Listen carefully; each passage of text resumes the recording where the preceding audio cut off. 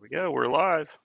Thank you. Thank you, and good morning. Today is April the 20th, Monday. This is the Tennessee Real Estate Appraiser Commission.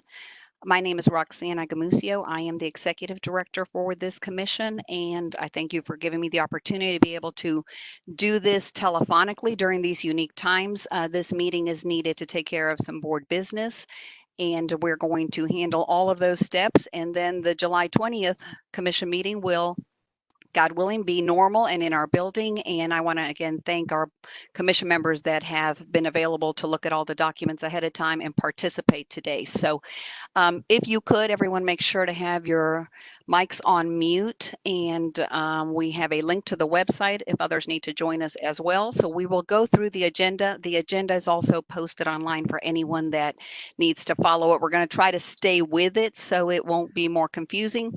And I will make sure as we do roll call and vote on things to give everyone a minute to take their mute button off and get back on track. So we will start the meeting by doing roll call, if you could. And as I read your name, just unmute yourself so I can make sure everybody's with us. Mr. Randall Thomas. Here. Thank you. Mr. Rex Garrison.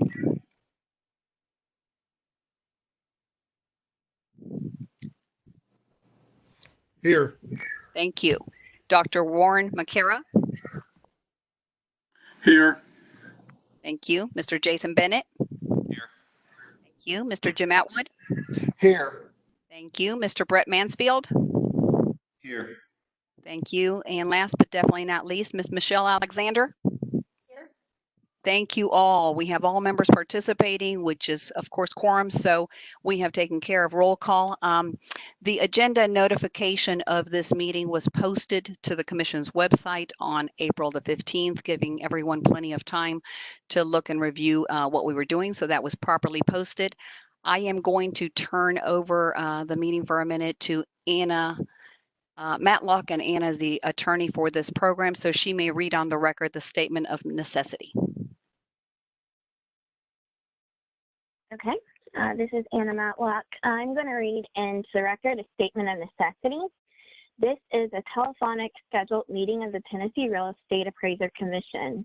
Notice of this telephonic meeting was posted to the Commission's website on Tuesday, April 14th, 2020.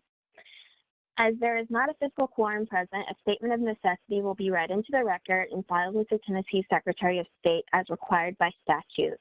Pursuant to Tennessee Code Annotated Section 8-44-108B2, which states if a fiscal quorum is not present at the location of a meeting of a governing body, then in order for a quorum of members to participate by electronic or other means of communication, the governing body must make a determination that a necessity exists. That determination must include a recitation of the facts and circumstances on which it is based. Further, Tennessee Code Annotated Section 8-44-108A3 defines necessity as matters to be considered by the governing body at that meeting require timely action by the body, that physical presence by a quorum of members is not practical within the time period requiring action, and that participation by a quorum of the members by electronic or other means of communication is necessary. As stated, this is a previously scheduled meeting of the Tennessee Real Estate Appraiser Commission that is now being held telephonically. The purpose of this meeting with members attending my teleconference is to conduct regular business of the Commission, including but not limited to experience interview reviews, the education report, executive director's report, and review of the legal complaint report. Furthermore, it is necessary for this meeting to be held by teleconference in accordance with Executive Order Number 16, issued by Governor Bill Lee on March 20th, 2020, to ensure government continues to function and open and transparently during the COVID-19 emergency, while taking appropriate measures to protect the health and safety of citizens and government officials. All voting will be conducted by roll call. That's all. Thank you very much, Anna. And we don't need a vote on that, am I correct? Correct. Okay, thank you. We will proceed then with the agenda as everyone listen to Anna read the statement of necessity for this meeting. And again, thank you for technology when it works, and it has today. So we are very, very fortunate that we can still conduct our business. The first item for review is the review of the January 13, 2020 commission meeting minutes. Those minutes were sent via email to all the commission members, and I didn't receive any changes that were required. Once they are approved, of course, they will be posted on our website for the public, but at this time, I would need a motion and a second to be able to approve those minutes as they are right now. I move to approve the minutes. Second. Thank you. I have a motion by Michelle Alexander and a second by Jason. Is that correct? Yes. All right. Thank you very much. And as you do the motions, I hope to be able to recognize your voices, but if I don't, definitely correct me. I will do roll call now for the motion and the second on the minutes. Randall Thomas.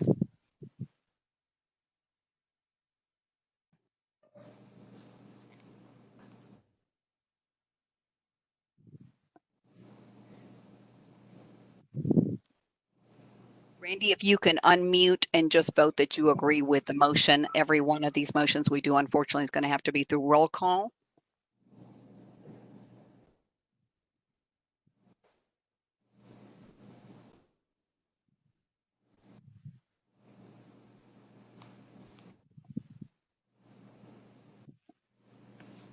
I'll come back to Randy. I think I've got some. Randy, are you there?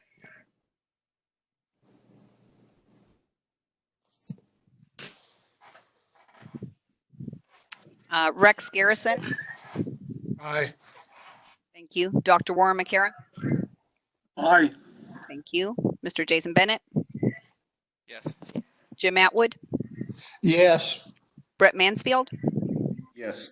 Michelle Alexander. Yes. Okay. Randy Thomas, can you hear me and vote on the minutes? Yes. Thank you. Got everybody? So the minutes are approved. We will move on to the report for the experience interview recommendations. That also was sent to everyone in advance. And at this time, we have 3 members that did interviews. Those interviews due to the COVID-19 crisis we're under needed to be done telephonically, which that worked out for some. A few others were able to get them done in person. In either case, our members participated and followed all the steps needed for the interviews. So I will read the person that you reviewed, and if you can just rectify on the record that yes, you had approved them. In all of these cases, these individuals were approved, and as the commission has guided us in the past, once they're approved, we go ahead and move them to the next stage. In the case of Mr. Randall Thomas, I have Susie Stock that you reviewed and approved. Is that correct, sir?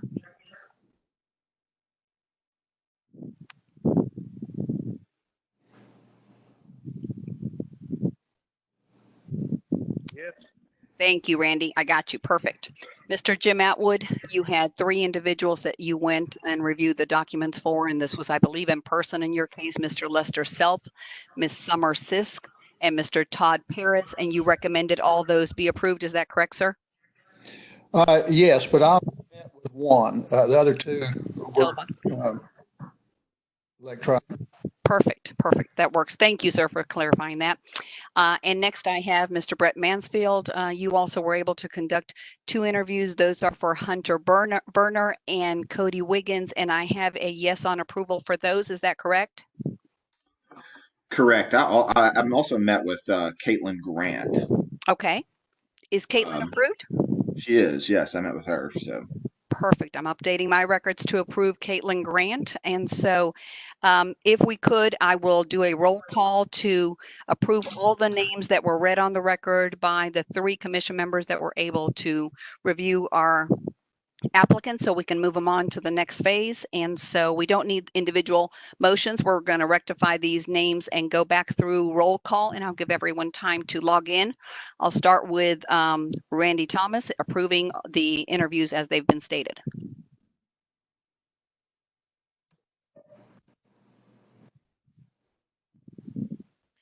Randy, you got to take yourself off mute if you hit the red microphone button. There you go. Oh, hit it. Yeah, there you go. There you go.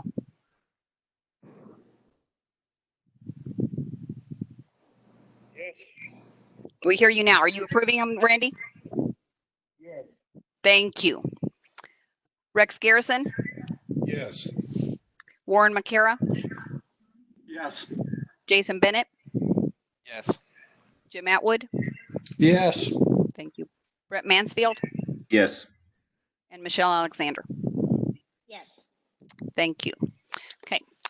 On your agendas, before we go on to the next thing, I meant to do this along with the minutes, but missed it. I mentioned it to our commission members at the January meeting. We voted on a chair for the commission, and I have that on the record. I believe that the vice chair vote was somehow overlooked and missed, and so we should, for record's sake, at this point, I know the chair is participating with us, and you all are, which is wonderful.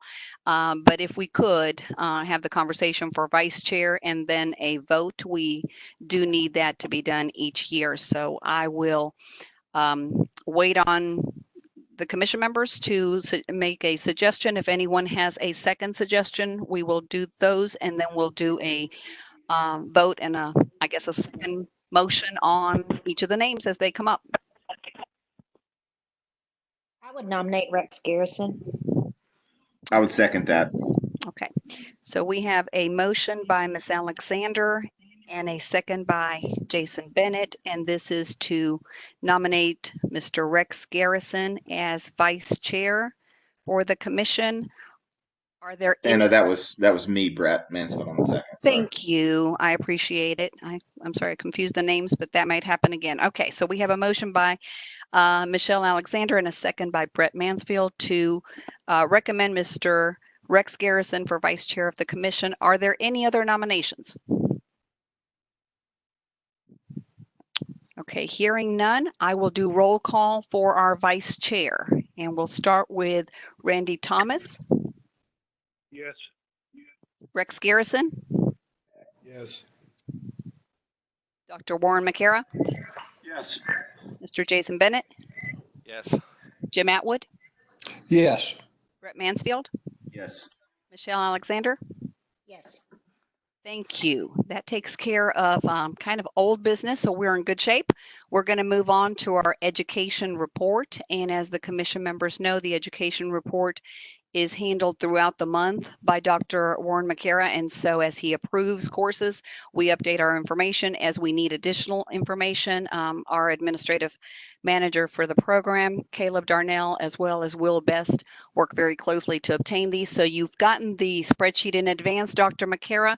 I'll turn it over to you. If there's anything that you want to say to the commission, this is a perfect time. If not, obviously, they've seen the courses you've accepted and approved, and then I'll do roll call to move those forward.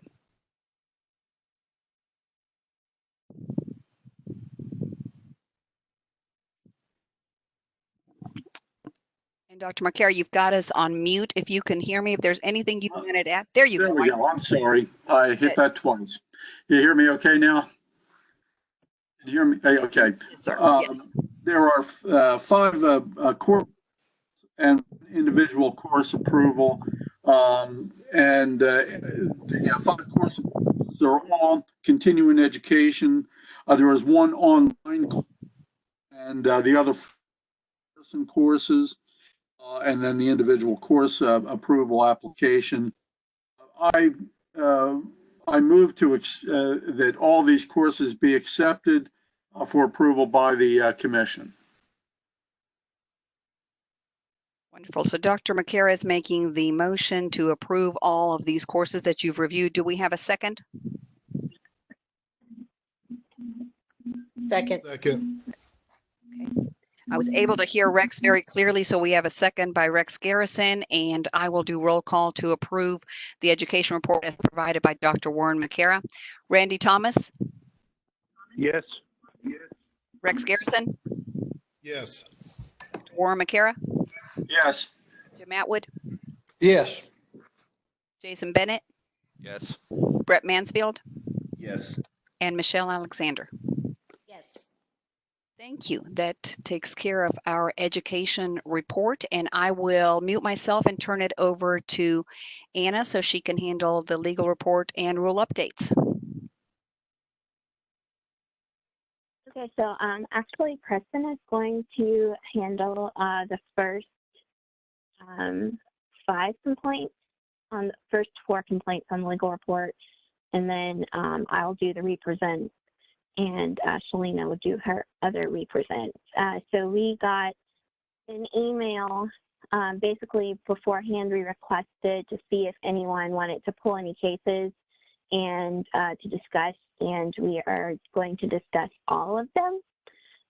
So we'll just have Kristen read the numbers into the record, and any commission member that has a question, and read the numbers in her recommendation, and any commissioner that has a question about the specific complaint can let us know, and I'll turn that over to Kristen. Hi, good morning, everybody. So I will just go ahead and start with number 1. That complaint number is 2019-090411. And I will entertain any specific questions that anyone had regarding that complaint.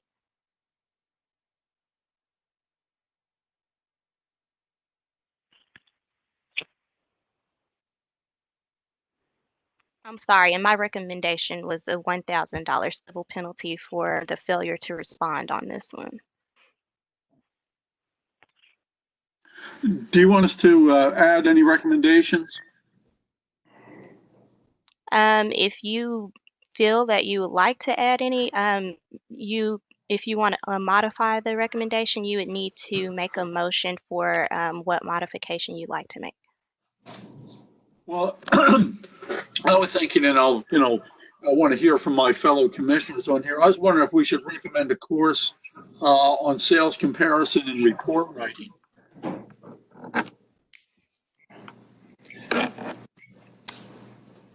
Hey, this is Jason. My question is, this license expired on March 1st. Did this appraiser renew their license? I can check that. Let me look that up while you guys continue. I didn't understand that there was a crossover. Could you repeat that?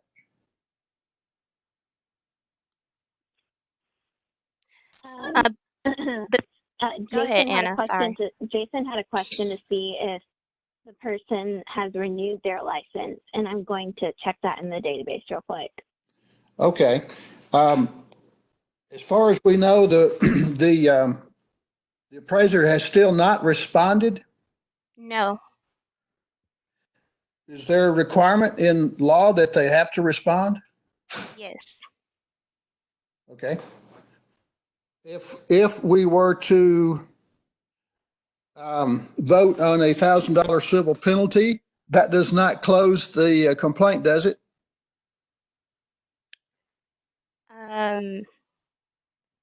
Well, yes, I believe so. If you go ahead and accept this recommendation, yeah. Well, I would strongly recommend we not let this individual off the hook. We'll fine him. We could fine him $1,000 and still require that he respond. And if in the next meeting he has not responded, we'll take it up again. So the individual has not renewed their license. They're still in the expired grace period. So they're still expired at this time. So they are expired. Okay. At the time the complaint was filed for the offense, they did have an active license, though. And I'm guessing I'm not understanding clearly what you're wanting to do. Are you wanting to defer your decision to the next meeting, or what exactly was it that you were wanting to achieve? That's my question. There needs to be some leverage, some kind of way to give an incentive for this individual to respond. If we find him and then pat him on the back and send him on his way, we haven't done our job. we still need to review this case. We need to review the complaint. We need to have the file turned in. And just simply by finding him $1,000 is not sufficient for me. Okay, so here's what I think. I think he already sent it out for review, so the file has been reviewed by an expert, and there are conclusions that USPAP they were not in compliance with the rules. So as a result, what you could do, if you don't think the $1,000 recommendation is sufficient, you could make a decision as a group to assess a higher civil penalty based on these violations that we have found by the reviewer, since we did give them an opportunity to respond. And if once they get the civil penalty, they can provide me with the response if they wish to provide me with one, and I can represent it at the next meeting. And if you all prefer to make a different decision based on new information, we could do it that way. Oh, I got confused and I apologize. The way this is worded, it says the respondent has not provided a response. That led me to believe that he or she has not done anything, but they did turn their work file in. We have the work file. I'm not sure how we got the work file, but I think all they did was send the work file. Let me just go back into their file and check, but we didn't get like an explanation of why they didn't think they were didn't commit any violations. So that's why I said they didn't file a response. All that was provided was the work file. Okay, that's helpful. Okay. Hey, The Kristen, complainant provided the work file, which is how we got a copy of the appraisal. Okay, yeah, that's what I'm looking at now. So the complainant provided that. Yeah. So they never even gave us the work file. I think too, since the license is expired, I don't know if education is the direction we would want to move in with this individual. So just for clarification, I'm a little confused. We have not heard from this person at all. Right. That's correct. So the complainant gave us the work file. At what point did we reach out to the appraiser? Can you give us a timeline here, just based on, kind of the situation that's going on right now? Let me see. So once we received the complaint back in, let's see when we got it, November, it was immediately sent out to the respondent. We then sent a past due letter in, let me pull that up, in December, letting them know that we had not received a response, and we still didn't get any response to that. And then there was, oh, I'm sorry, yeah, that's right, December. And I believe this is one where we may have even made a phone call, but I'm not seeing the date here. Okay, yeah, there was another email actually in January. But you didn't hear anything back? No response at all from the respondent. We break it up and do a $1,000 fine for the lack of response, hold off if they apply to renew until they submit their work file? Anna, can we do that? I'm not sure if we can assess a civil penalty for each time they didn't respond to one complaint. If there were multiple I'm not complaints. saying each time. I say Okay. we hit them $1,000 fine for not responding, not review or not renew their license until they supply a work file and a response to this complaint. We already have the review. I guess I just don't see why we would do that when we already have a review from the expert of all of the rules they didn't comply with. So they've reviewed the report, but they have not reviewed the work file, and the work file needs to be seen. And secondly, they need to respond to the review. So in essence, what we're looking for is a response to the review and the work file. we can't assess a civil penalty to force them to respond. We assess the civil penalty for the violations that were committed. So I wouldn't advise assessing a civil penalty in the hopes that they will then respond.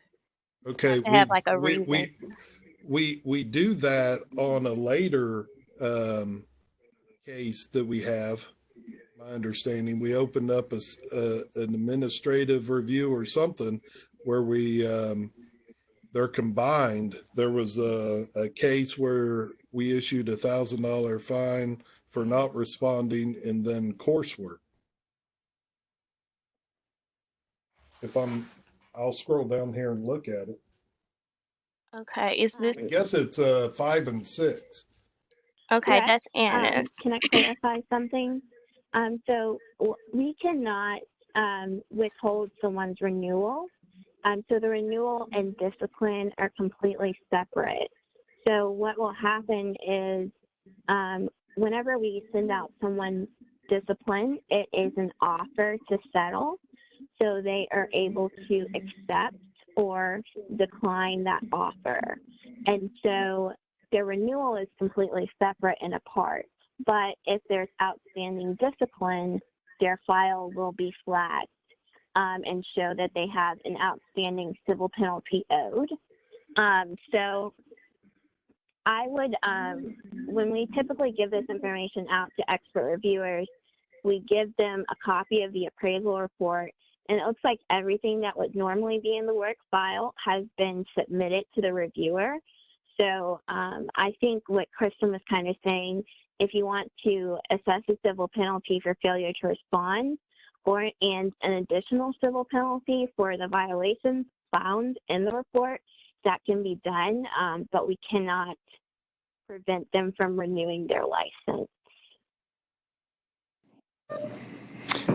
Tell me again where the reviewer got the information that would normally be in a work file? The reviewer got all of the information that was sent to them from the complainant. And I believe we got also information from the original lender as well. That's not what the legal says. On the final issue, it has record keeping rule and ethics rule non-compliance. Per USPAP, the work file must be in existence prior to issuance of any report. Respondent has failed to provide the requested work file and therefore in a violation of the record keeping rule and ethics rule. So it's stating in this that they have not provided the work file. Okay. So I would still kind of go back to that can be something that can be included in it. We can't, you're required to respond, but ultimately if you don't respond, there's really not much we can do to force an individual to respond. So since they didn't respond, I believe that any discipline with regard to them non-complying with the record keeping rule and ethics rule is appropriate here. So here's a suggestion. We can do $1,000 fine per violation. Is that correct? Yes, I believe that is okay. And since they're not responding to take classes, there are 4 violations. So why don't we assess a penalty of $1,000 per violation for a total of $4,000? So just to be clear, you want to do a $1,000 civil penalty for them not responding, and then you want to do a $1,000 civil penalty for each violation. Well, if that was the case, that could be $5,000. If there's $1,000 for and that's why I was asking, because I was trying to see if it was if you got all of the violations, right. Or if well, if we can add another $1,000 for the lack of response, okay, that would be a total of $5,000. Okay, do you want to do that is my question. I'll make that as a motion. I'll second. Mr. Atwood seconds. Kristen, would you like me to do roll call but for each of the cases? Yes, if you don't mind. Okay, we have a motion by Rex Garrison to increase the civil penalty to $5,000 based on each of the allegations, and we have a second by Jim Atwood. I will go through roll call if everyone else can mute their buttons. Chairman Randall Thomas? Yes. Thank you. Vice Chair Rex Garrison? Yes. Dr. Warren McCara? Yes. Mr. Jason Bennett? Yes. Mr. James Atwood? Yes. Mr. Brett Mansfield? Yes. Ms. Michelle Alexander? Yes. We have case number 1 resolved. We'll go ahead and again move on to then complaint number 2. Thank you. All right. Number 2 is 2020-004651. My recommendation on this one was to dismiss. It's basically a complaint where the complainant is saying they don't feel that they received their appraisal report timely. And the respondent provided us with information showing when they sent the appraisal report. So I'll entertain any questions regarding that one.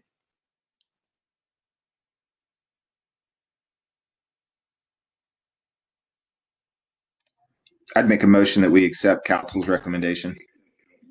I second.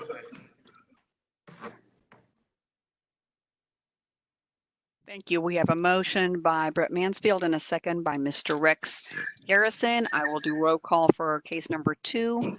Randall Thomas? Yes. Rex Garrison? Yes. Warren McCara? Yes. Jason Bennett? Yes. Jim Atwood? Yes. Brett Mansfield? Yes. Michelle Alexander? Yes. Thank you. Number 2 is in agreement with legal counsel. We'll move on to number 3.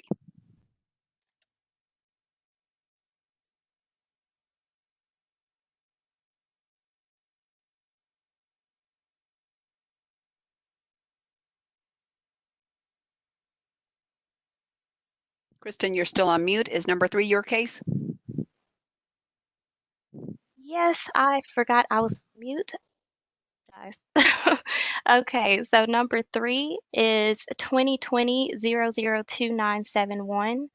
My recommendation is a $1,000 civil penalty for violation of 1255-06-024. This is one that we opened administratively, in which there was a temporary appraisal license, and the applicant failed to attach the listing for the multiple addresses they were going to be appraising. So I'll entertain questions for that one.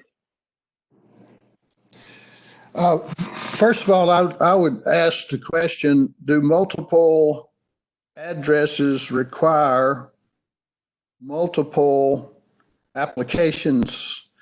This seems to indicate that you can include multiple addresses in one assignment. Can someone clarify that for me? So you can include multiple addresses in the one assignment based on, let me pull the statute up. If I could add to that, just as Kristen's looking at this, that this complaint happens to be one you all requested be opened at the last meeting. Is this the cell phone towers? Can I say, Anna?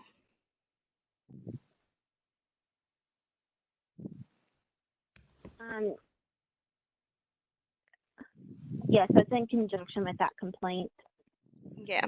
So, as I read the rule, you can apply for you can apply for an appraisal of more than one address if you attach a listing of each one of those addresses along with the application. The issue with this particular respondent is that they did not attach a list of all of the properties that they would be appraising with their application or any time thereafter.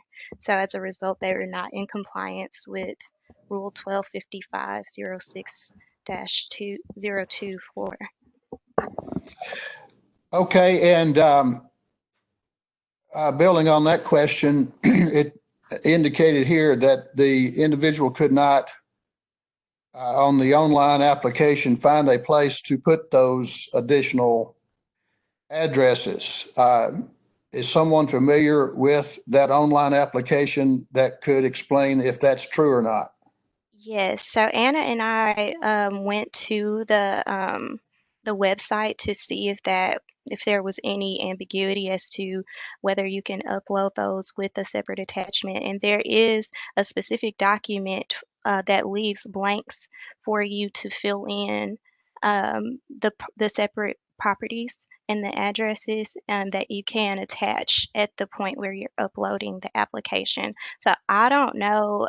I'm guessing the respondent just was not, did not take the extra step to get the document that was provided or what, but there's definitely the documents there to allow for you to do that and for you to attach it upon applying. And I have one more question, and I'll let somebody else. Mhm.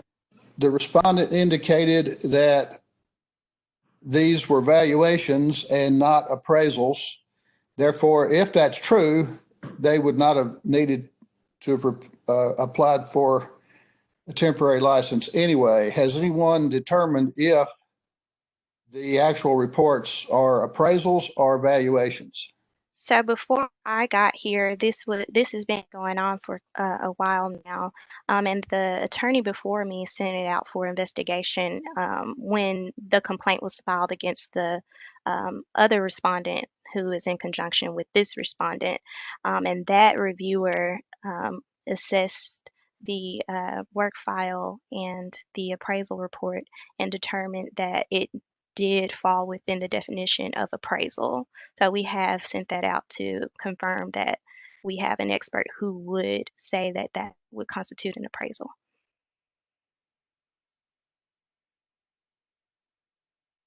But it's their position, the respondent's position, that it's a valuation, and that's what they're going to continue to argue.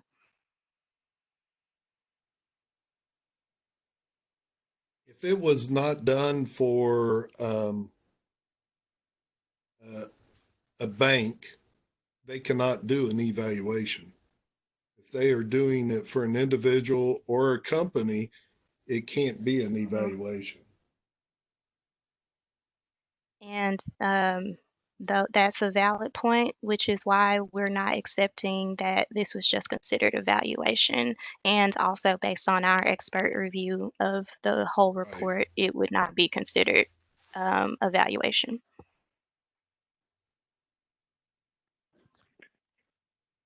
This is Randy. I recommend we accept council's recommendation of the penalty. I'll second. Thank you. We have a motion by Randall Thomas to accept legal counsel's recommendation and a second by Mr. Jim Atwood. If you will all bear with me so we could do roll call and move on then to the next case. Mr. Randall Thomas? Yes. Rex Garrison? Yes. Dr. Warren McCara? Yes. Jason Bennett? Yes. Jim Atwood? Yes. Brett Mansfield? Yes. Michelle Alexander? Yes. All in agreement to accept council's recommendation on number 3. We will move on to number 4. Thank you. All right, number 4, 2019-090591. This was initially sent out for a conditional dismissal because this respondent did not have a history of any discipline.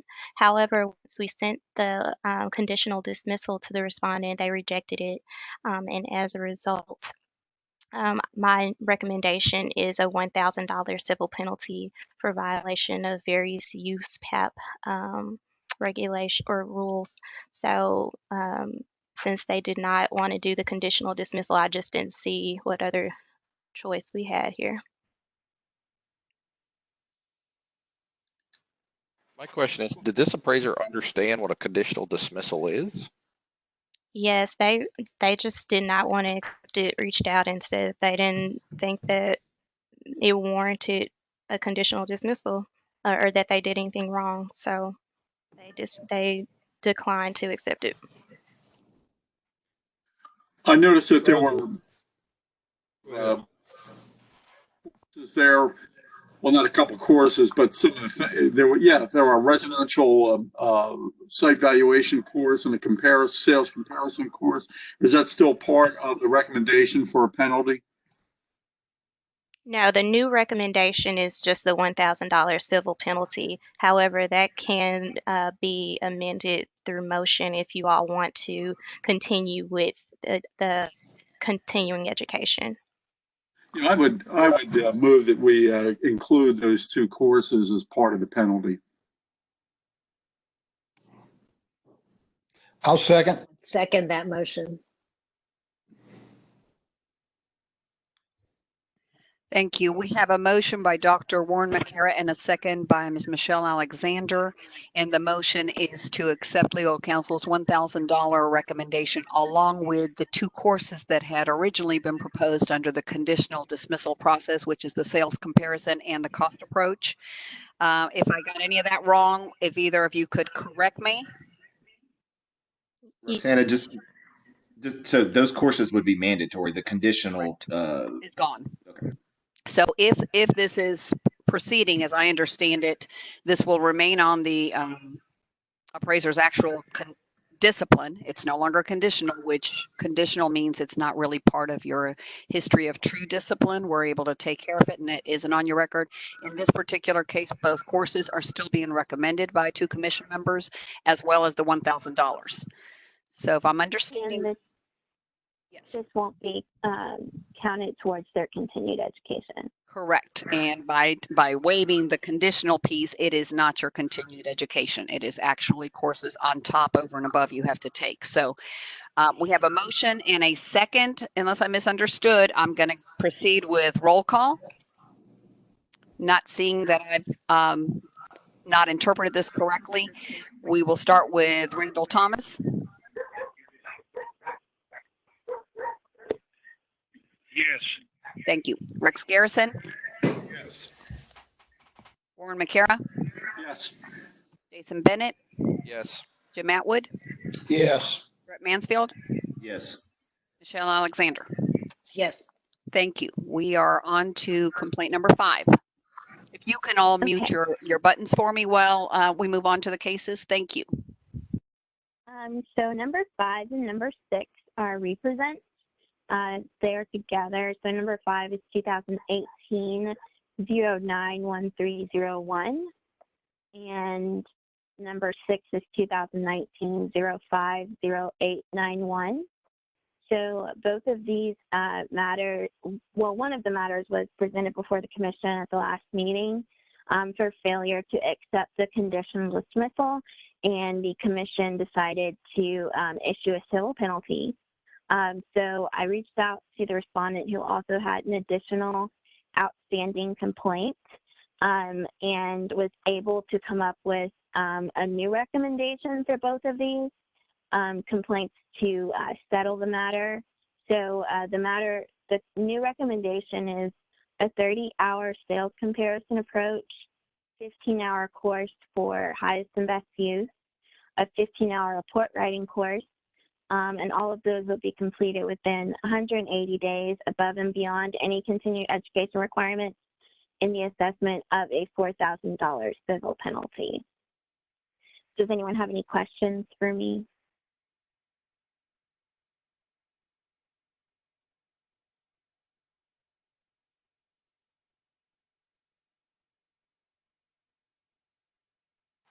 I move we accept council's recommendation. I'll second that.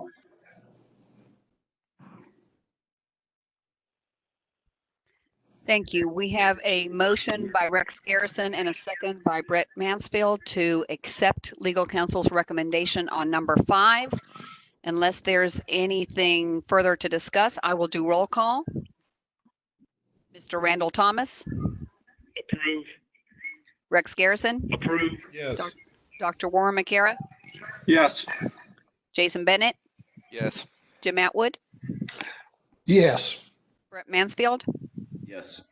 and Michelle Alexander. Yes.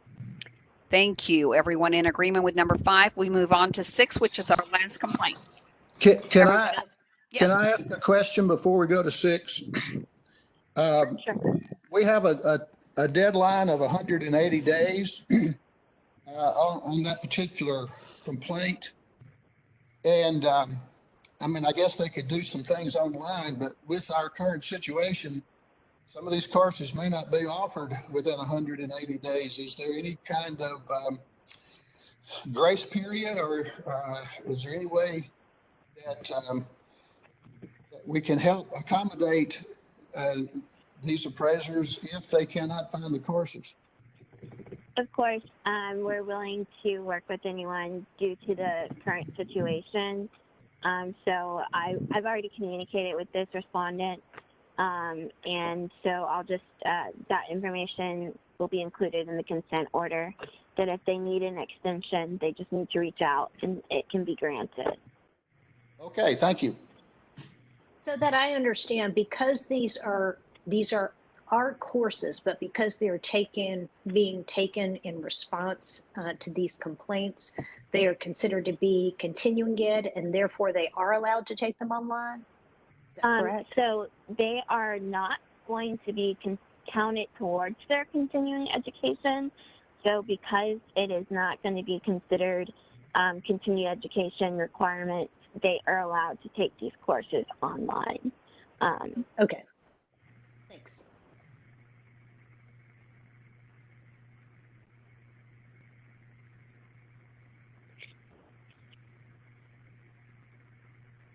Okay.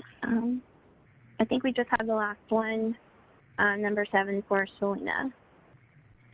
Good morning, board members. This is Shalina Brown. The next complaint is number 7. It's complaint number 2017081031.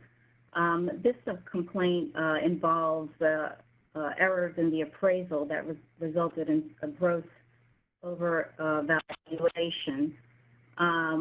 That was the allegation that was filed by the complainant. This is a represent, and there's additional information that has been presented that shows that the zoning ordinances applicable here allow for the parcel to be zoned the way it was, and the use is permitted. And the bank has reviewed this and accepted this appraisal, as well as it was presented a second time to the bank for review, and they also accepted it. My recommendation, my new recommendation, is to dismiss and close this complaint.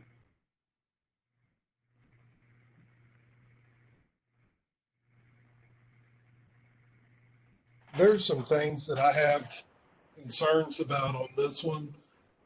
Zoning was part of it, but up in looking at the review, my question on the revelation of the zoning is, did they figure that out after the complaint or during the appraisal process? Because it's not communicated in the appraisal report. And right. That was one of the main issues, was that it wasn't included in the appraisal, so it was a bit complicated. But the bank was aware, and it was there, meaning those ordinances. There's both a city ordinance and a county zoning ordinances, and those should have been, specifically delineated or attached, and they were not. So that was kind of missed in the review, as well as the review, meaning when we received the complaint. Okay, The bank didn't miss it. The bank didn't miss it? No, they did not miss it. They were fully aware of the zoning. Okay. So And they with this, accepted the appraisal. I understand, but you know, we're looking at the report from a USPAP compliance. And the other side is this is a large tract of land, and apparently there was no discounting included in this report. And the complaint was filed for overvaluation. And if there's no discounting as far as to handle the absorption, then there must be some issues there. And there's just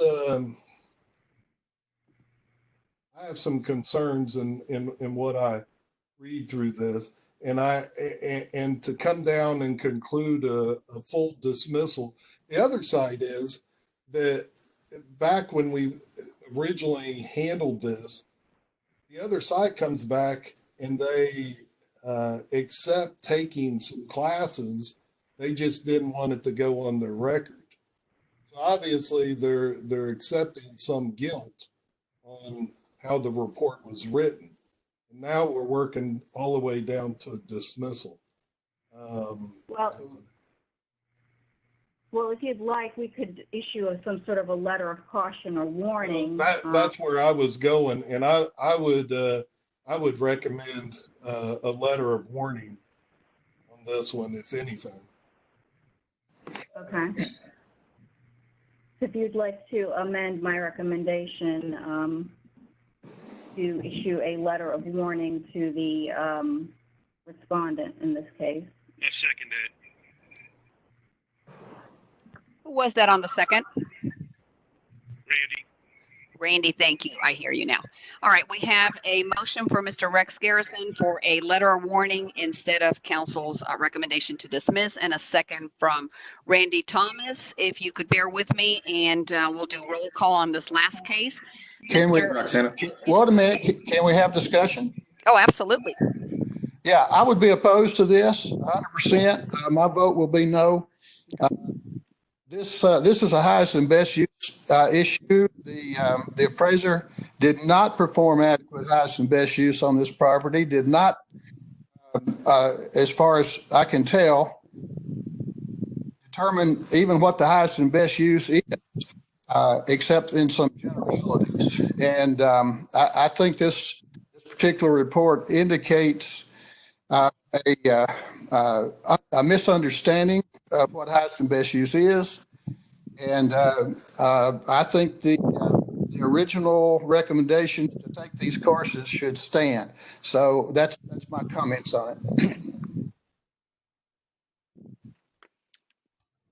So we have a motion and a second, and Mr. Atwood, on the conversation, given that we're under this unique telephonic situation, it's a little bit different. He believes that the courses need to be left as they were. Any other conversations that the commission members have, or any revised motions at the moment? Hey, Roxana. Yes, Brett. Brett Mansfield here. I need to recuse myself from this one in all regards. So. Thank you. So Randy, did I understand her to say that some courses were already taken by this individual?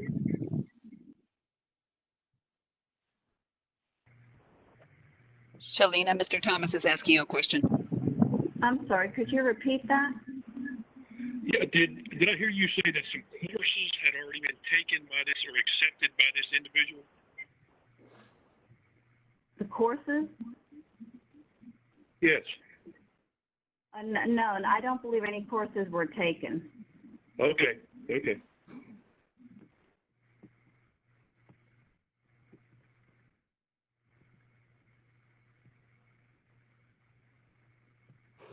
Okay, if there is no further discussion, I believe we are voting on a motion and a second for a letter of warning.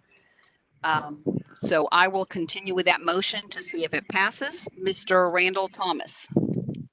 Yes. Rex Garrison. Yes. Dr. Warren McCara. No. Thank you. Jason Bennett. No. Thank you. Jim Atwood? No. Thank you. Mr. Mansfield is abstaining. Ms. Michelle Alexander? No. Okay, the motion fails. We have 4 noes, 1 abstaining. We'll turn it back to Shalina and the commission members to discuss. I'll make a second motion that we reinstate the original requirement for the individual to take those courses. I second. Could I ask that they be repeated? I didn't hear that. I just want to know what courses.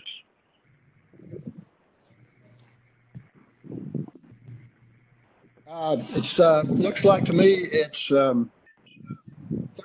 30 hours. That would be 15 hours of highest and best use, 15 hours of report writing. Is that the right one? No, it changed to 60.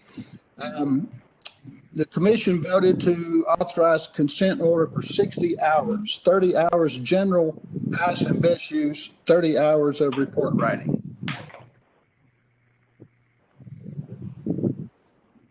Thank you.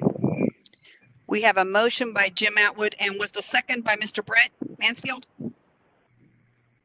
It was not. I've recused myself. Oh, that's right. I'm sorry, Brett. I know we had a second. I just didn't get a name for that second motion.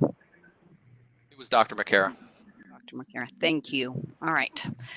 We have a motion and a second to go back to the latest version of the requirement for courses to be taken on this case. I will do roll call. Chairman Randall Thomas. Yes. Vice Chair Rex Garrison. Yes. Dr. Warren McCara. Yes. Jason Bennett. No. Thank you. Jim Atwood. Yes. Mr. Mansfield is recusing himself, and Ms. Michelle Alexander. The motion carries on our new recommendation. Shalina, are you all set with that case, or did you have any questions before we proceed? I'm good. I have the vote of the board now. Okay. Thank you. Anna, I'll turn it over to you for an update on the rules.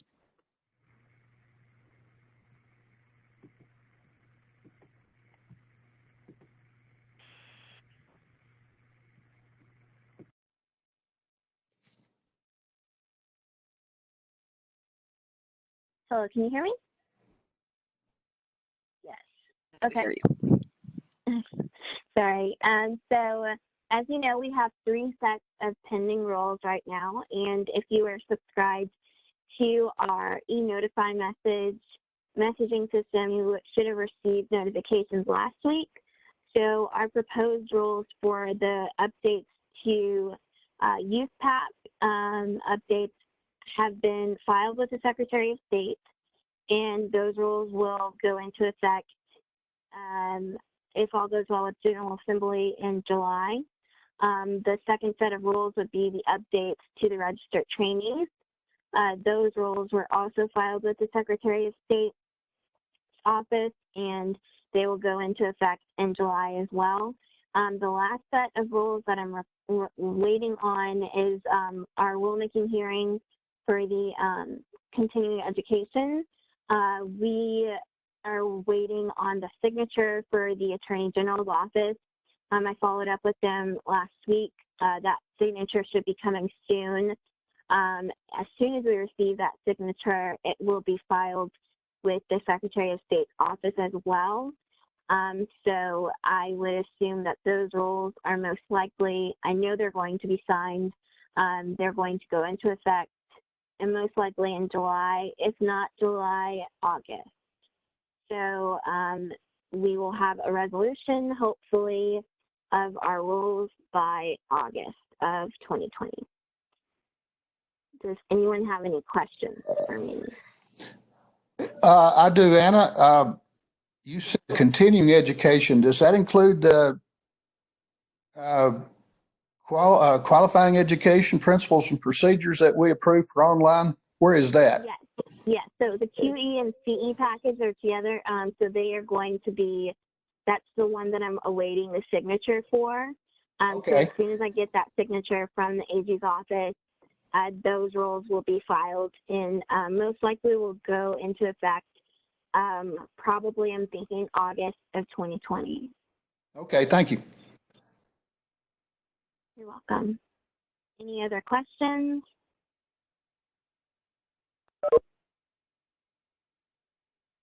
Okay. Well, that's all for me. Thank you, Anna. That was wonderful. And as she mentioned, if you are not signed up already for email notifications, that's on our website. Please do that. And if you wanted to see those links to the notices themselves, pardon me, then I'm happy to forward those to you, but they'll go into effect pretty soon. So we're excited. We are on to the director's report. I have 4 items and 2 of them are actually one and the same, but this is new business that we want to discuss. The first piece that I want to kind of let everyone know that ties these together is the appraisers subcommittee held a Webex meeting, invited the different regulatory boards and chairs and commission members just to give us an update on the situation and the things that they've had to reconsider due to COVID-19. It was an hour long and our entire staff participated. That would have been Caleb, Will, and myself. Anna, as legal counsel, was also able to be online, and I believe most of our commission members were able to listen in. And so during that meeting, we received a lot of information and are following suit with their recommendations on almost everything. So at this point, we're going to discuss those moving pieces. Let the commission members talk, see if there are any questions that have come to you from the public, licensees, and so forth.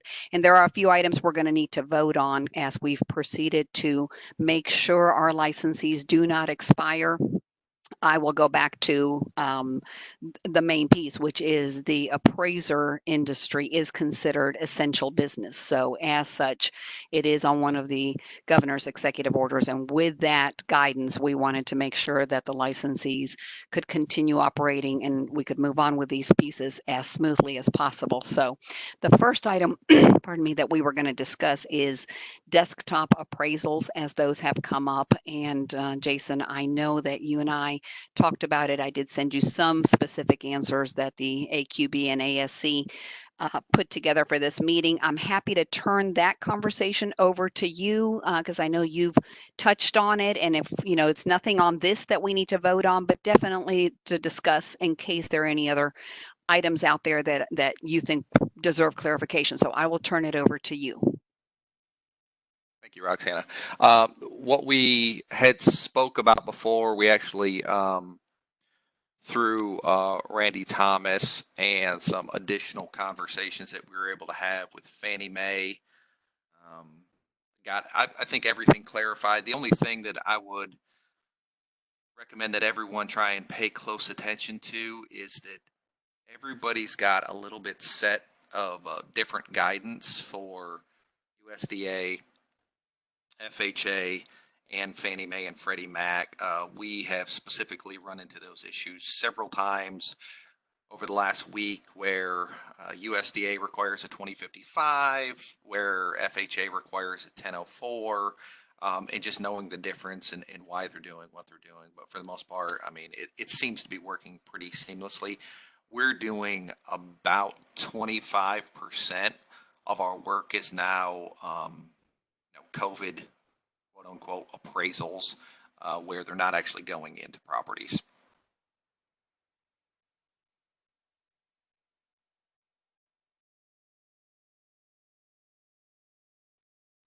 Thank you, Jason. That was very helpful. And if anyone else has anything else to add to this, to ask, I found that at the meeting what they addressed was informative, and I appreciate you coming in from the AMC perspective and seeing more of the numbers and appraisals, giving us that information. Really appreciate that. Are there any other questions on this particular topic?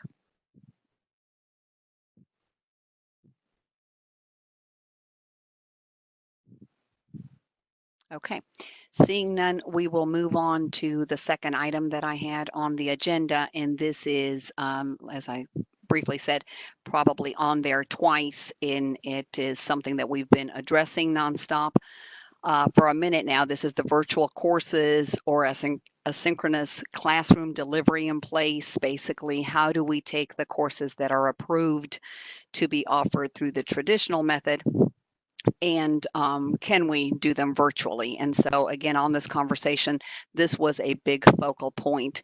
We have the items that the ASC recommended we follow for courses. They are 4 particular items in order to approve these and move them forward. I'll start with Executive Order 15 from the governor, again, does talk about not having licensees expire due to this situation and taking all those items into consideration. And so this virtual course comes in very handy here. Basically, if a course is already approved, so if you have a course that is approved to be taught through the traditional classroom method in Tennessee, those providers can offer it virtually. And the commission, our office has to know that you have it available virtually and are interested in this. So every course that is an in-person course is not automatically approved virtually. We have to know that you have the ability to do this and want to do this. And there are 4 steps that we're looking at. Again, this is coming from guidance that they prepared. So I'm happy to read those. This information is on our website. We put it out there as quickly as it was given to us. The first item is that the educational offering under consideration is currently approved for traditional classroom presentation. So this isn't a brand new course. This is something that in our case, Dr. McCara would have already reviewed and approved through the traditional classroom presentation. That's step 1. The second piece is that the platform utilized for distance education is live and interactive. And so anyone that's interested in offering this virtual course has to meet 1 and 2. The third piece they have to meet is the instructor verifies photo identification of the students. And then the fourth and last piece is the instructor maintains an attendance roster, which includes verifying 100% classroom attendance by, for example, taking attendance at various established times during the course. So those 4 points need to be verified, and they need to let us know that that this has been done. And in that particular case, we are approving that course to be offered virtually. We have them submit that information to us. And at this point, we have a total of 59 separate courses that have told us they're offering this virtual path. It's 6 different providers. Again, we can't guess that folks have and want to do this, but it's been working very well. It's gone, I think, pretty quickly. We will continue to do this. I do welcome any questions you have, and then we will do a motion to obviously accept this path that has been given to us, recommended by the federal folks that have looked at everything, and also hopefully this path to be approved to continue going forward, because this new world that we are going to look at to move forward is still going to include some concerns with crowds and definitely some concerns with our licensees that are at more at risk for health reasons or age. So it would be nice in this motion and in our conversation to consider accepting these virtual classes going forward as well.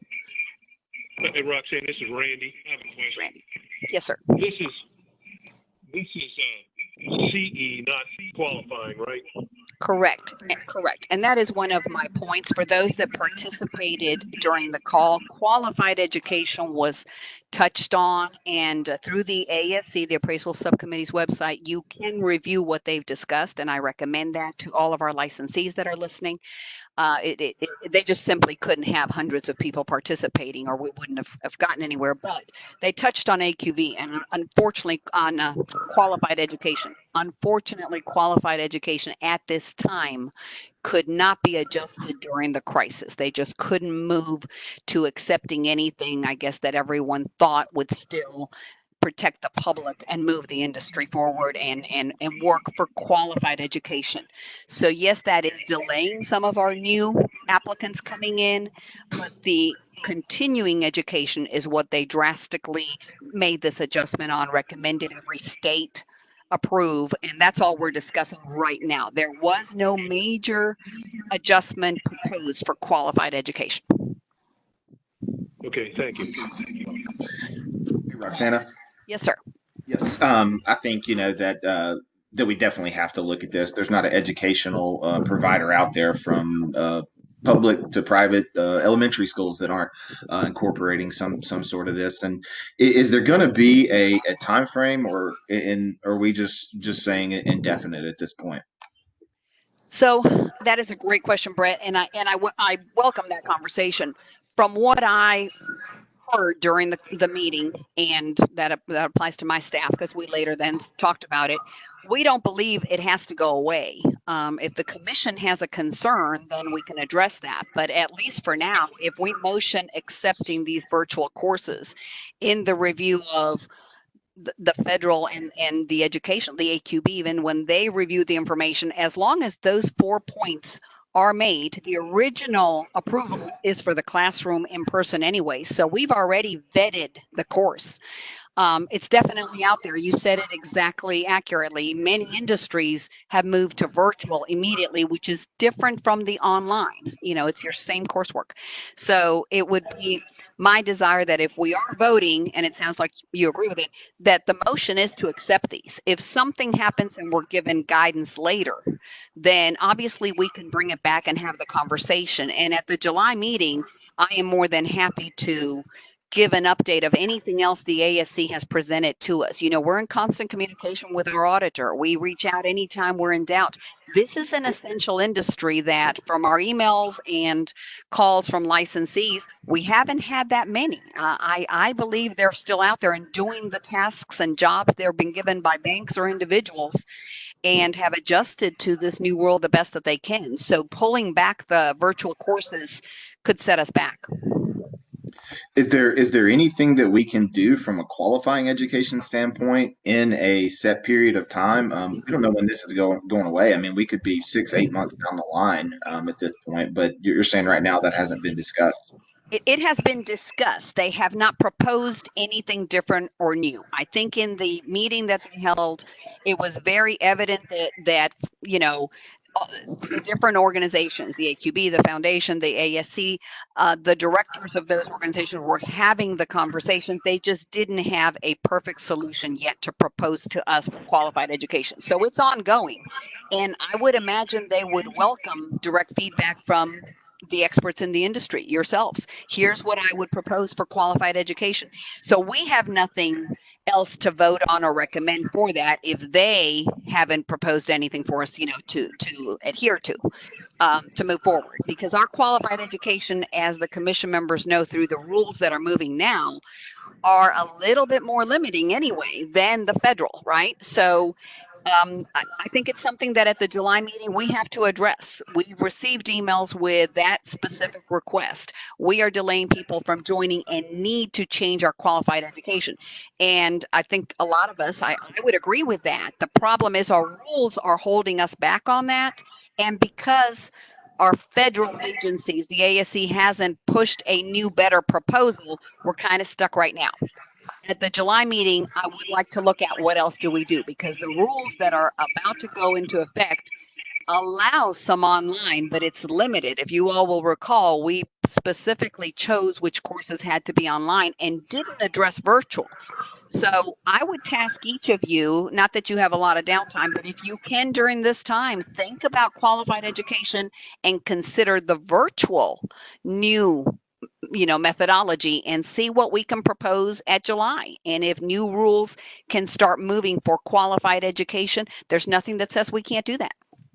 But is there anything that we can do just to not create a new rule or law, but just say, given what's happening in this period of time, we're allowing this? Or is that a whole change of the laws there? So Anna will correct me if I'm wrong, but it would be a change in our rule. We would be in violation of our rule. And because our federal organizations that we comply with, AQB and through the ASC, have not given us guidance to really just, like they have with the virtual for continuing education, I don't believe there's anything we can do. Anna? So I think that if the commission wanted to, is we could make a motion to adhere to the guidelines as set by the AQB and ASC whenever those may happen. So right now it states that it goes into effect until a certain date, but if that is extended or if we receive further guidance for QE, I don't see a problem with us granting, like if there was a motion to say, let's follow what the AQB and ASC says, just like if we were to follow them, I think we could do that. But this isn't for QE. This is for QE only, not continuing education.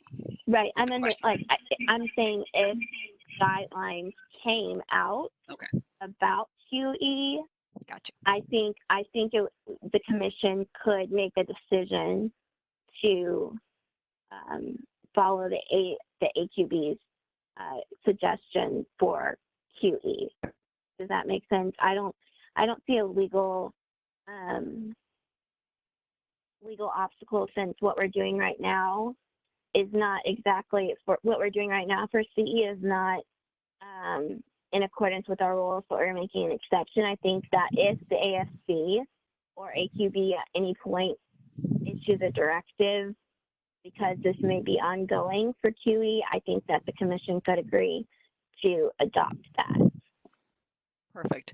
And Anna, would it be possible, as Brett kind of has covered, and sounds like if we're going to motion on what we're doing with continued education for the virtual courses, would it be possible for the commission to also motion adopting the guidelines, if any are given by the AQB, for qualified education as well, so that we're not trying to have an urgent meeting or what have you? If nothing's issued and there is no guidance, there's nothing we can do. But if it comes from them, could they also now motion that we follow those guidelines? Yes, I think we could just make like a blanket motion that we adopt whatever guidelines are issued by the AQB and ASC for continuing education and qualified education in response to the COVID-19 pandemic. I love it. Okay. Brett, does that answer your question? It does, yes. So, and that, I guess with just blindly adopting, which I do think that we can't, there's no way that we can require somebody to go sit in the classroom right now. So with their recommendation, it would be in response to the COVID for a finite time, correct? Correct. So what I think we would just follow with whatever date that they say, and if their date, follow whatever date is given by the AQB ASC, and also follow any future directives that are given by the governor. Because it may be that an order comes out later that addresses this issue. I'm not going to say that that's not a possibility, but if we just follow with what our state and what the federal guidelines state, I think that's okay if we do. And until I think in the messaging, whenever we disseminate this to licensees, it would state until further notice. I have a question. Are we going to be adapting or in some way changing the application forms in order to get the information about how they would be providing interactivity for these courses and the other rules that have to be met?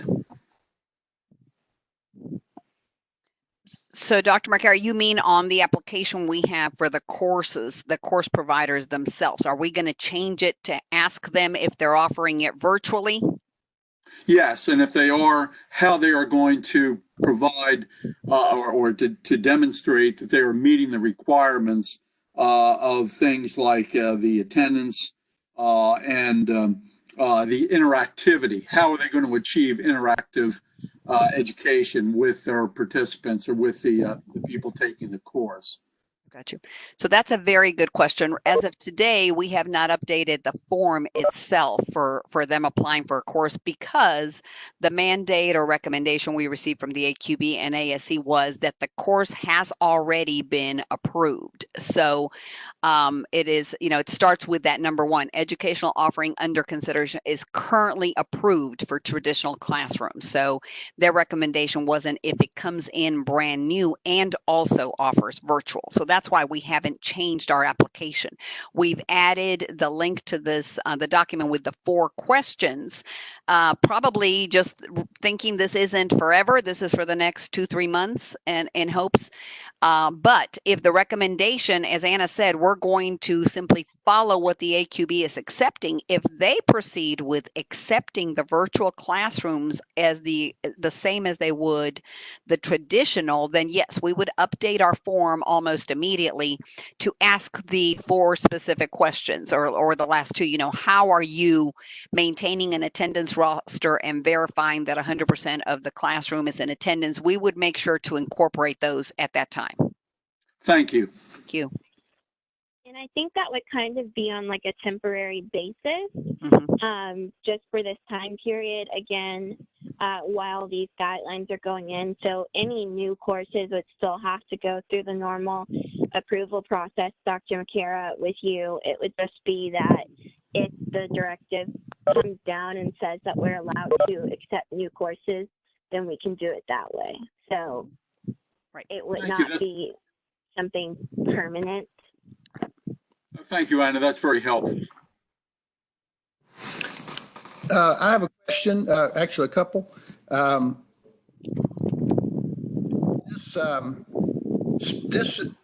This virtual classroom requires our state commission approval. We have to vote on this today. Is that correct?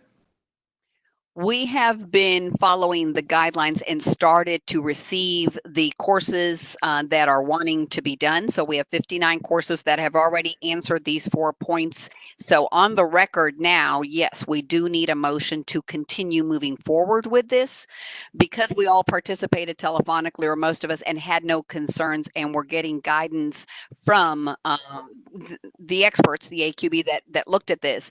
We've gone ahead and allowed providers to present their material. We want to make sure that that's on the record, that you agree with following these guidelines until we get a directive that it either stops, whether from the AQB or the governor, or that it continues. And as Anna said, if it continues indefinitely, this will be part of our approval process, but right now isn't. So courses that have already been offered prior to today have already been approved to do so. Based on them answering the 4 pieces and our meeting that everyone participated on, we've been considering these, so we wouldn't stop our licensees from renewing if they could. Yes. All right. And that, I guess another is not necessarily a question, but the QE, I think the main problem with QE is testing. There has to be some mechanism for testing. And, if we just give some kind of blanket approval to whatever the AQB comes up with, and I'm sure that's what they're going to deal with. They want to be sure that the testing is appropriate. But I think as commissioners, we ought to be sure as well that there's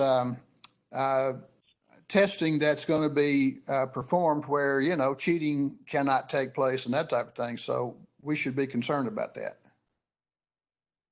And Mr. Atwood, by testing, you mean by the individual course itself and that provider testing for that specific course, correct?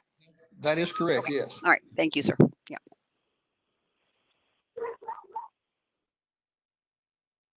Roxana, these don't have to go together. We can make 2 separate motions, correct?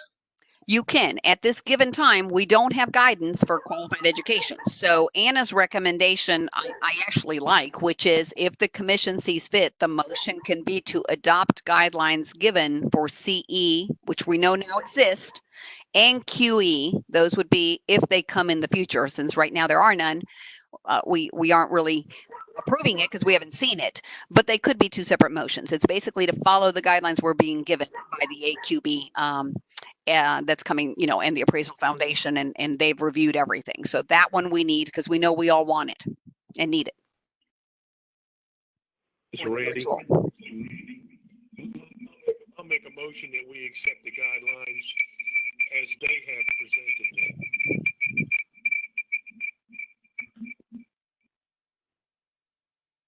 I hear a motion by Randy Thomas, and this is for accepting the guidelines as they have presented it. And at this time, Randy, is your motion exclusively for the virtual courses for continuing education? Yes. Do we have a second? I'll second. Second. Yep. I've got 2 seconds. Was one of those Brett? It was, yes. Okay. Brett, I have you for a second, and we are voting exclusively at this point for continuing education and moving forward with. I have a question Yes, sir. Rex. on the motion. Do we need to state virtual / synchronous to clarify what that is? I think, and Anna can correct me if I'm wrong, I don't know that we need to get that deep into it. I think those words are used a little bit interchangeably, but I think if we adopt the guidelines given by the Appraisal Qualification Board, the AQB, and accepted by the ASC, the Appraisal Subcommittee, then we are in good shape because, as Anna said, those guidelines are also coming to us with dates, which means that at some point we will reevaluate. Is this something we can keep? Do we need to work on rules and so forth? So at this time, it would be guidelines given to us by the AQB and ASC. Okay, thank you. Thank you. Any other thoughts or concerns or comments before we vote? Hearing none, we will start. Randall Thomas? Thank you. Rex Garrison? Yes. Dr. Warren McCara? Yes. Jason Bennett? Yes. Jim Atwood? Yes. Brett Mansfield? Yes. Michelle Alexander? Yes. Thank you. So we have a motion, and this specifically addresses our virtual learning for continuing education. Does the commission want to discuss and possibly separately do a motion in the event that we had guidelines from the ASC or AQB on how to move forward with the qualified education?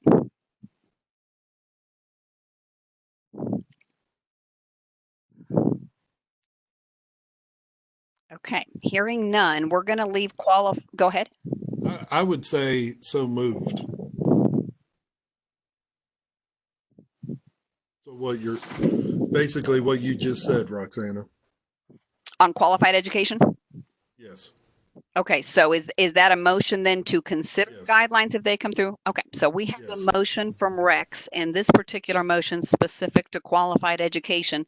The motion would be to adopt guidelines if and when the AQB and ASC gave us a path to move forward. Do we have a second for that? Second. Okay, I heard Michelle this time, so I've got a second for Michelle Alexander. Any conversation regarding that topic?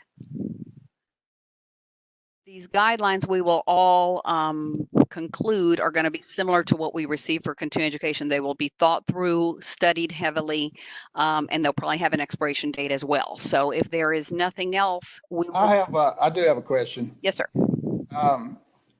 Just like any of this other, if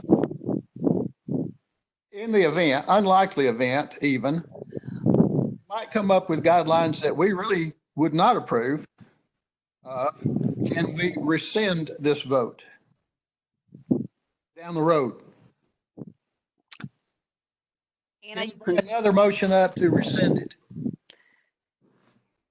I think we could you could make a motion adopting any guidelines given to us by the ASC or AQB, but if anyone has any specific concerns about those guidelines, let us know and then we can work on it. I'm for the vote. I'll vote yes on this and I'm for it. But if I hate to give de Blanche approval to something we don't know. Correct. It's Of the course, unknown. we can always go back and amend like this. You can always vote to change your vote later on. That was my question. If there's something in the guidelines that the commission does not agree with, we can vote to make a decision at another time to not adopt that. Okay, thank you. Absolutely. And both both Anna and I are keeping up to date, as I know you all are, with things that are being recommended and posted out there. And we're all thinking of our new step, our plan moving forward, right, as things open up. So we welcome thoughts and ideas as these come up. But if for some reason we receive a guideline for qualified education, we will be happy to definitely get it out to the commission members. It's always going to be posted through the AQB and ASC as well. So we'll keep an eye on that. So if there are no other questions, we have a motion by Rick Scarrison and a second by Michelle Alexander to adopt the guidelines for now based on anything that the AQB and or ASC could recommend. And this is to allow our new participants in the industry to obtain their qualified education during these times. So I will take a roll call vote. Mr. Randall Thomas? Yes. Rick Scarrison? Yes. Dr. Warren McCara? Yes. Jason Bennett? Yes. Jim Atwood? Yes. Brett Mansfield? Yes. Michelle Alexander? Yes. Thank you. The next item is Before we leave yes. that, I have a question for Anna. Yes. And it goes back to the rulemaking on the online education for QE. And it sounds like it's not going to go into effect until August. Is there any way to speed that up so that it goes into effect any sooner under these conditions? So what happens is the rules are signed by the Attorney General, and then they're required to be filed with the Secretary of State and stay and be filed for a certain period of time before they become effective. And at this time, we have not received any rules or directives that has amended that time period. We have received, there have been rules that have been filed so that we can electronically file these instead. So at this time, no, there's nothing we can do to speed up the process, but should any rule in the future come from the Secretary of State's office amending that time frame, we can, then it would happen that way. So does that answer your question? Yes. I guess it was either in January or October when we discussed this. I thought we might be able to get it on the books by March. But, right, I understand. I've been trying and following up every couple of weeks. It's been extremely difficult to obtain the signature that's been required from the Attorney General's office. So as soon as I get that signature, I will file it with the Secretary of State's office the same day.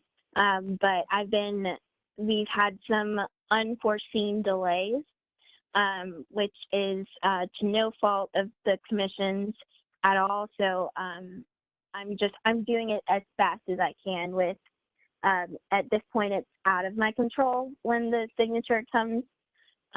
So I thought we would have it earlier, but hopefully we can have it soon that they can go into effect. Very good. Hey, Thank Anna? you. Yes. And when would what we just voted on, the virtual CE, when does that go into effect? Will that be immediately? Yes. So those aren't what we'll be doing for that. It's not going to be specific rules. So that will go into effect today after the meeting. But if we wanted to permanently amend the rules after this, we would need to go through the process of proposing the rules and presenting rules at a meeting. So for the temporary, it's going to go into effect after this meeting. So do we need to go ahead and schedule a rulemaking hearing in the future to get it on the books? Well, we would need to first, what needs to happen is I would need to have some kind of directive from the commission in order to figure out what kind of rules you want me to craft. And then I would have to present those rules to you and you would have to approve it. So the earliest that we could do for presentation of the rules would be at our next meeting in July. So we would need to decide today what we want that to look like. Anna, let me ask you a question, only because, telephonically, it's so hard to have that extensive conversation. Would it be possible if our commission members are looking at a long-term change to continuing education or qualified education, and we need to work and look at together rules in July, couldn't they send you something via email on one-offs, and we kind of put that proposal for the July? Because there's no way July can be a rulemaking hearing anyway, I don't think. Right, of course. And we can also, if the commission wants, file emergency rules. Okay. The emergency rules are temporary before we can do rules that would be permanent. But again, in order to do the emergency rules, we need to vote on what exactly that's going to look like. Right. And that emergency rules become a little bit more difficult with commissions that meet quarterly. But if that was something that we wanted to do, emergency rules, and if someone had a proposal today, I could go through it looking at drafting information, but I would have to have your approval before I can proceed.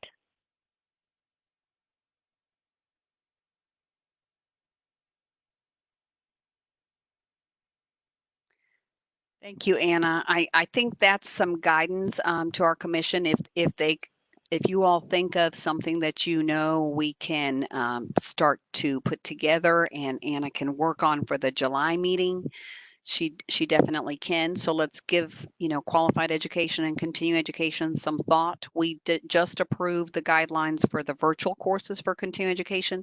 And as I mentioned, given the presentation, the meeting, the review, and the fact that these are the courses we have already approved, if individuals needed this to renew, we've moved forward with it. So now those are all rectified on the record because they are courses already having been approved and with clear guidance. So we will continue that process, and any of those course providers and courses that they can do virtually, hopefully we'll continue to get those moving forward.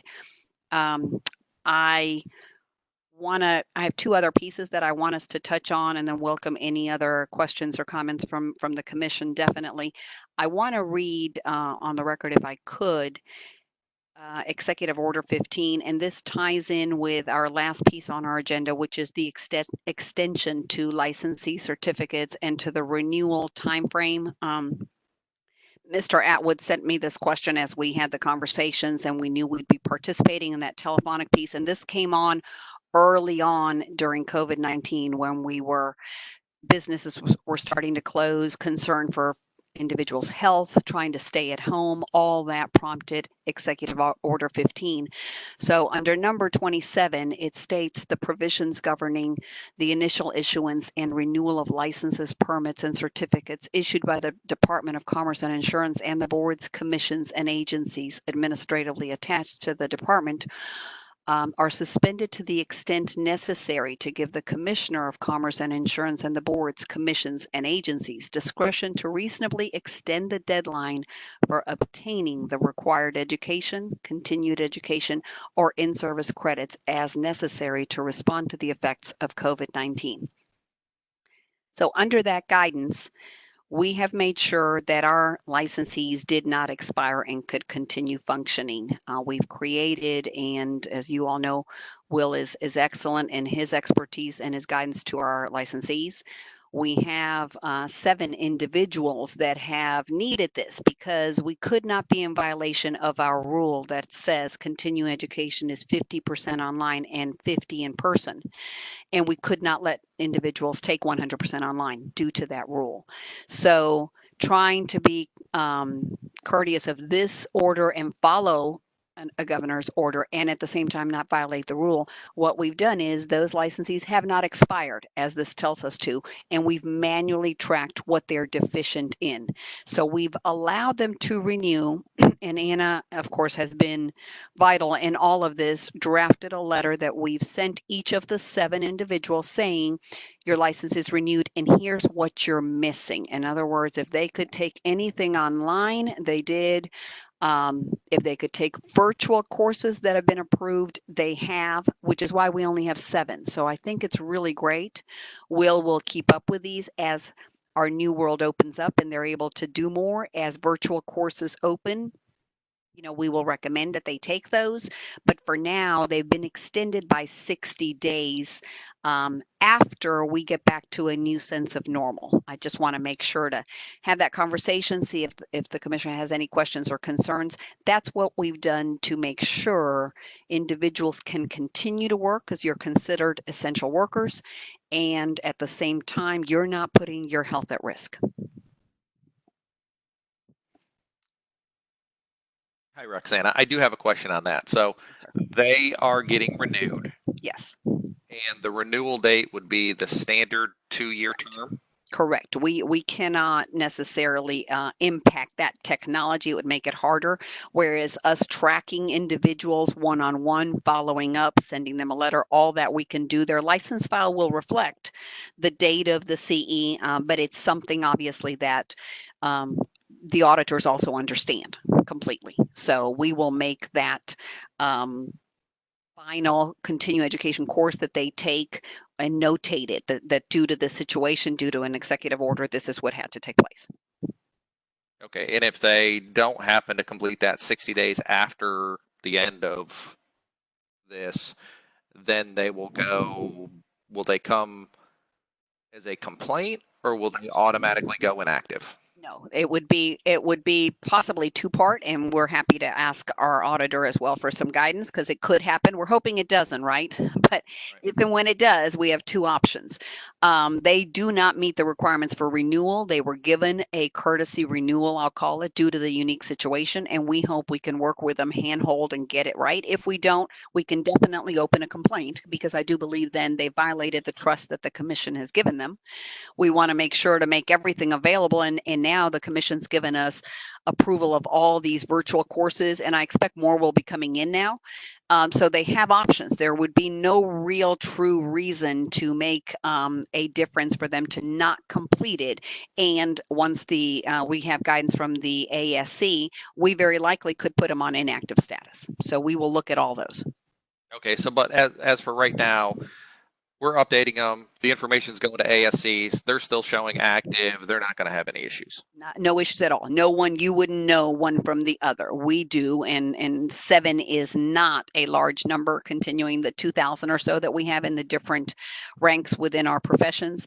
So we're happy, and it has taken some one-on-one conversations that Will has had, right? Recommending one versus the other, looking at the options. As more virtual courses come on, hopefully those 7, we won't keep seeing that number go up, but instead give people some more options.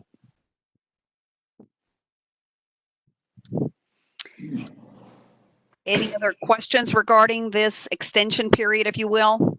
Well, I think you've done a great job. I'm for it. Do we have to vote on this? I don't think you do. I think the extension was granted again to us by guidance from the AQB, also by an executive order. We didn't, the only thing that we did a little bit differently is we didn't want it to be forever. We wanted to make sure that once there is, and I believe our letter says, once there is guidance either by the governor, and in this particular case, Governor Lee, or the AQB and the ASC letting us know this is no longer, these extensions are no longer, allowed, or the federal government releasing some of these pieces. It has to be from those jurisdictions. Then we will let them know what that final date is. You have 60 days, and that date now turns out to be November 15th or whatever. As you know, all the licenses expire at different dates. So we're keeping those pieces in mind as well, and trying to be as understanding to these limitations as possible. But we came to the conclusion that 60 days was enough. If the commission thinks it isn't, and we need to go with 90 days, I welcome that. Well, I thank you, the whole office, the whole staff, all of you. You've done a great job. We appreciate it. Thank you. Well, it's the team, as you all know, and that includes you all. I think as commission members, you've jumped on taking these interviews and following up with everything. And I know you're all still doing your jobs and staying healthy and keeping up with families. So I think we've all been very blessed and glad that we're here today. The other item I do want to update the commission on, and then I think that's my last item, is PSI has diligently been working with all the professions that they do testing with, and we have several of our programs with PSI. They test our real estate appraisers. As you probably know, and we did add this to the website as well, their testing sites did close. PSI actually continued to pay their proctors as and I don't know if they still are, but they did everything they could also in their world to stay open, and then when they closed, take into account their employees and our licensees. So with that said, those professions that are considered essential, which real estate appraisers is one, they are able to offer the exam through an online virtual system. They have the technology with which you can log in from home. They ask that the applicant that's taking the exam go through the whole room so everything's visible. It's a pretty cool process. I've seen it. I know that they're working on it for every profession. They're just not ready to roll it out for everything, but they have asked specifically if our industry is essential to reach them to release this to be able to be done tomorrow if we have applicants ready to test. So Anna can correct me if I'm wrong, but I do believe for that, I would like a motion if the commission sees fit to have PSI consider us essential and release their online methodology for testing in the real estate appraiser industry. They can do that. I'll make that motion, Roxana. Thank you, Brett. I'll second it. Okay, we have a motion and a second. Motion by Brett Mansfield and a second by Michelle Alexander. This is to accept the process that PSI has implemented to roll out our exam for the real estate appraisers through their online system. Like I said, they're not ready to roll everything, but they are in this industry. If there's any other conversation or questions, I welcome those before I take roll call. Well, again, it gets back to testing. I just want to be sure you're saying that they can verify that the person taking the test is the person that ought to be taking the test. And secondly, that they have sufficient security to keep the individual from cheating. Correct. That is the reason I think they're not welcoming huge numbers. It is a one-on-one ratio that they will be doing this exam on. So it does really take up more of their manpower to make sure that they can be in the computer and see what the person is doing. They have a method with which they scan the room. They have a photograph that they have to look at that matches the driver's license. They have all those items in place. And and I have been testing it in various states with different industries, not expecting this to happen like none of the rest of us. We just didn't see this coming. And so they weren't offering it as an option for the exam. Currently, the theory exams for many of our professions, and I think under the 15 I have, there's at least 6 or 7 I have that test with PSI. So in those testing rooms, if you can picture it right now, it's a theory exam on a computer, and they already have a camera behind you and in front of you watching what you're doing. And so unfortunately, in our case, I've had people cheat. And so they're able to see it through the different processes they use. So I think with nothing ever being 100% foolproof, this is about as good as it gets. And they're ready to roll it out only for the essential industries to make sure that they can still control and monitor everything. Okay, cool. Thank you. Thank you. Okay, if there is, and I will give everyone a second in case anybody else had anything else. If not, we have a motion to accept this and a second. I will do roll call. Tina, quickly, I'm sorry. So they are ready to put it into play once we vote on it. They're ready to put it into action. Correct. Yes. So what we will do possibly, and I haven't had a chance to chat further with my team, but my goal is I had already told PSI that we have one industry that is essential, being appraisers. And I know, there may be others, but that's the one that's with me that I am interested, so that they've got us on their books, if you will, to launch this like ASAP, which could be this week. But they know that I've got to log back in and talk to our representative. So I will call Kathy today once we motion, if we all approve it, and say, open that profession in Tennessee, open the test for real estate appraisers. When it becomes open, it'll sit there and it will only be an online test. And then we will put something on the website, or possibly as we send out the next email blast system we've been doing. Hopefully you all received our latest one. Anna has done a superb job putting language together, explaining different executive orders and how they impact this industry. We've done it for every program under the regulatory boards. So we will likely in the next 2-3 days put out another one that says the board has approved the virtual pieces as recommended. And so if you offer a course or need to take a course, look online to see what's posted. We are posting that Excel spreadsheet with the courses that are approved for virtual pieces. We want to let people know these are all out there for our licensees. So we'll do the same thing with the exam. We have a way to know who is in the pipeline to take the exam. So we might even reach out to them directly in the next couple of days and say, the commission just approved this PSI, take the link and do it, so that, they're not kept out of the loop, because they may not have a way to know and maybe waiting for June or July for a new sense of normal. So we'll do everything we can to let them know this is taking place. Does that help, Michelle? Yes, ma'am. That's what I was looking for. Thank you. Thank you. Okay, so let me do roll call on this PSI motion. Chairman Randall Thomas. Yes. Rex Garrison. Yes. Dr. Warren McCara. Yes. Jason Bennett.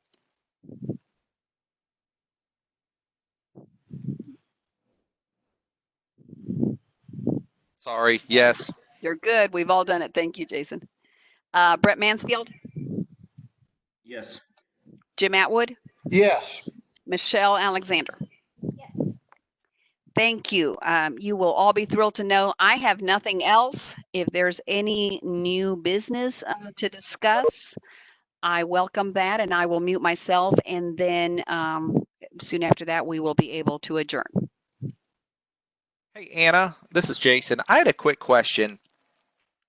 When we impose, a penalty and somebody has to do coursework, if that appraiser is no longer licensed, they don't have to do anything, correct?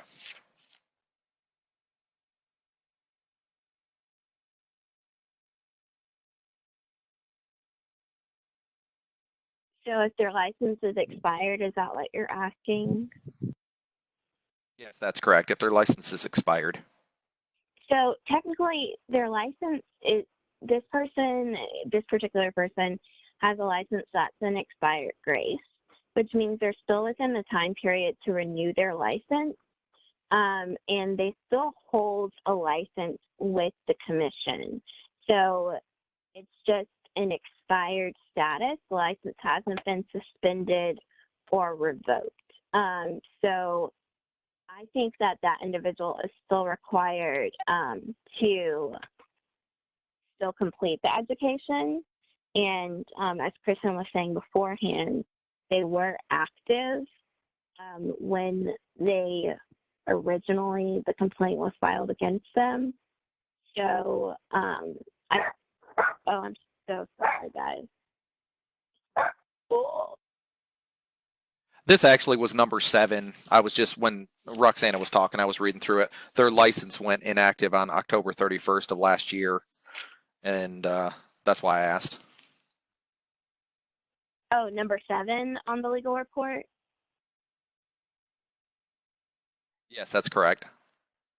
Okay. I think number 7's license has been reactivated. Let me double check. We have not updated that since it was originally presented.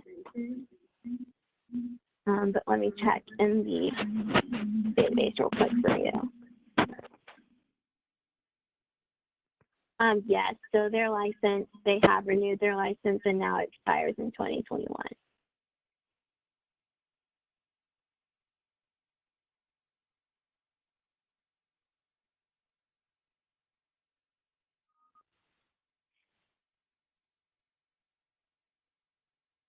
Hello, Jason? Oh, I'm sorry. That's okay. I was just questioning that because I didn't see it on there. Yes, sorry. So their license has been renewed till 2021. Okay, great. Thanks. You're welcome.